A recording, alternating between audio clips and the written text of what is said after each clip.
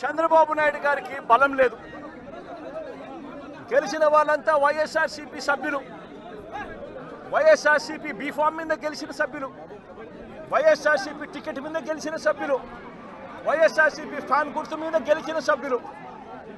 మరి ఇలాంటి చోట చంద్రబాబు నాయుడు గారికి బలం లేదని తెలిసి ఎందుకు చంద్రబాబు నాయుడు గారు హింసను ప్రోత్సహిస్తూ, ప్రలోభాలను ప్రోత్సహిస్తూ, భయపెట్టిస్తూ, పోలీసులను తన దగ్గర పనిచేసే వాచ్మెన్ల కన్నా హీనంగా కూడా వాడుకుంటూ ఎందుకు చంద్రబాబు నాయుడు గారు ఇంత దిగజారిన రాజకీయాలు ఎందుకు చేస్తూ ఉన్నారు చంద్రబాబు నాయుడు గారిని అడుగుతా ఉన్నా.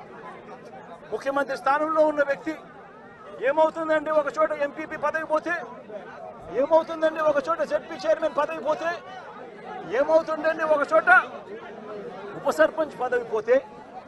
నేను అడుగుతా ఉన్నా, ఇదే పెద్ద మనిషి చంద్రబాబు నాయుడు గారి ముఖ్యమంత్రి కాబట్టి, అధికారంలో ఆయన ఉన్నాడు కాబట్టి, రాష్ట్రంలో ఏ పదవైనా కూడా తనకు బలం లేకపోయినా కూడా, తనకు సంఖ్యాబలం లేకపోయినా కూడా, తాను ముఖ్యమంత్రి అన్న అహంకారంతో ఏ పదవైనా కూడా నాకే కావాలి, ఏ పదవైనా కూడా నేను దౌర్జన్యం చేస్తాను అని చెప్పి లా అండ్ ఆర్డర్ను పూర్తిగా నాశనం చేసిన పరిస్థితుల మధ్య ఈరోజు రాష్ట్రంలో పరిపాలన సాగుతూ ఉంది.